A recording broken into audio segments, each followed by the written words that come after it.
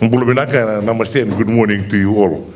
I extend my sincere appreciation to the Executive Management and Board of the Fiji Rice for the kind invitation to speak at this annual President's Award for Rice Farmers in Fiji.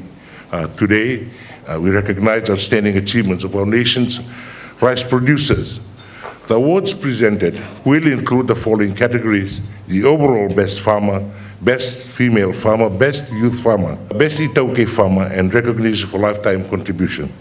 While we acknowledge and celebrate the remarkable achievements of our farmers who have contributed immensely to the 2023 season, we also express our heartfelt gratitude to all our stakeholders who continue to support this key agriculture sector. To mark the significant milestone in our journey towards agriculture sustainability and food security in Fiji, we have made strides since the inaugural President's Award for Rice Farmers in 2022, and I'm truly honored to meet you all again this year. This award must serve as a benchmark to all farmers, as well as the industry, to achieve better and higher. And I've always believed that the accolades and acknowledgement that the company awards are the drivers for improvement and the yardstick for highlighting the lessons learned through the production year. We are indeed grateful to the government grant of $150,000 aimed at the revitalization of the rice industry, as well as to support its 400 farmers through this grant. And a total of 600 acres of rice crop are expected to be planted, I'm told, but qualified farmers who receive the grant are expected to supply 80% of their production to Fiji Rice. Based on this, the company expects to get 480 tons of paddy. With the establishment of the new mill in Ba, I understand that priority must be given to farmers on Vitilevu. By leveraging these grants and subsidies effectively, we can strengthen our rice sector and ensure produce high quality and in-demand rice for the nation.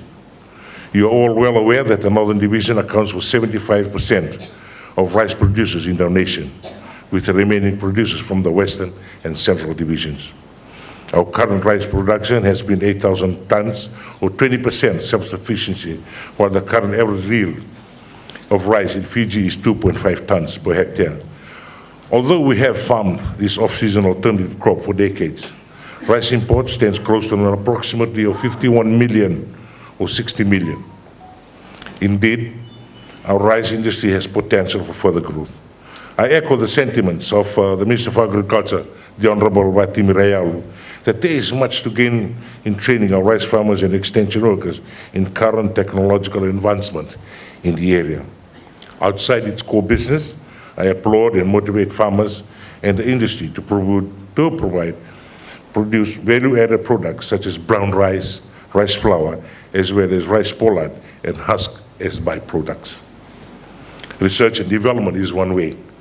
Exploring rice varieties will raise local demand for consumption and reduce the national import bill must be a focus for the industry. I would like to see our supermarket stock shelved, stocked with high-quality rice and products produced by our farmers. I want each one of you to view the product and say, yes, I did that.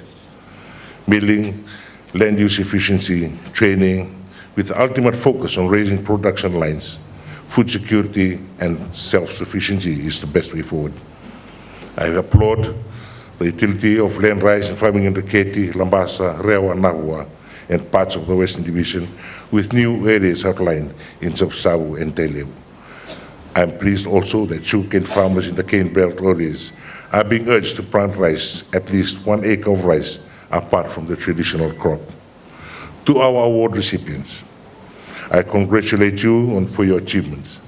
To the young farmers and to our youths who are considering farming as a means for economic well-being, you can succeed with the right attitude, with assistance and infrastructure. There is much to gain from the farmers on the ground and from the technical officers in the fields. Ask questions and learn to grow.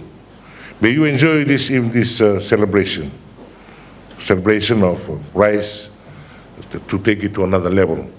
And before I conclude, and we are in the world where the challenges of food security is going to be a concern, is going to be an issue in the next 20 or 30 years. So to the rice farmers, The world will depend, the Fiji will be depending on you in the next 30 years. Food security is going to be one of the, population is increasing, Punoleu is increasing, even Suva is increasing. There's going to be hunger. So for us to achieve that, to fight that, so I'm asking the directors, in my personal capacity as a rice advocate and also farmer, and I'm asking you, please lead the way, continue the journey to bring the rice farmers some hope. You know, we've come so far with Raj, and I've always had a dream that we will continue. We can make rice industry the next sugar industry. If we all put our heads together and with the support of the directors, we all work together and then we'll see.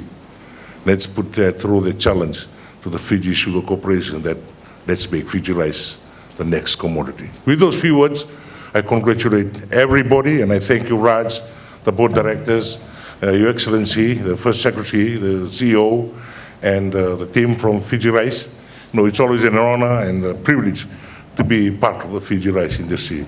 I remember before leaving the office to go to Suva for the swearing in, I called my good friend Raj. Raj, I'm leaving you, but not to worry, I will always be there and to support the rice industry and the copra millets industry. With those few words again, everyone, continue to plant rice and let's make that slogan in Bua, sa Mangalang and sa Matua Raisi. Thank you.